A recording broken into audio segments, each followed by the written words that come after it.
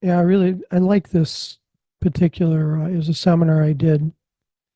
It's going back a long time. I want to say back in 2012 or something, maybe even farther back than that. So pieces of it come from there, but there's been a lot of experiences I've had over the years with tackle, obviously designing tackle. And one thing about being in the design business is if it doesn't work, then you don't eat. So a lot of my experience comes from seeing things work over time and seeing sales. And you don't really get an idea of whether a bait works from a single sale. Like, let's say I sell something at the show and maybe I sell out of it at the show.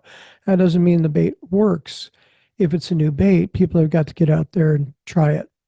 Now, of course, I have all kinds of confidence in my designs, no doubt about that. But still, every design, needs to get out in the field and get tried.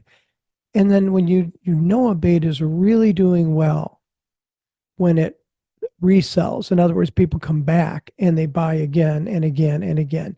Canadian Mist is one of those colors that has worked out over the year, decades actually, now. And then Formula G3 as well. Those are my number one, number two sellers all time. And they're working because people come back and get them again and again. This year we've got a new one. Well, it's a new old one, if we will. It's St. Clair Goby Classic, and I'm reintroducing it this year for the first time in maybe a decade. And it was a bait that was the first one that broke ground on having color flake in the laminate itself. And it was a groundbreaking bait at the time. And since then, we've done a little perfecting in that department, putting that flake in the laminate. And now a lot of other companies, you can see, have followed suit over the years. This wasn't the case back in 1999. You didn't see color flake and laminate. Over the years, I think, my designs have been out there for over 20 years, going on 25 years now.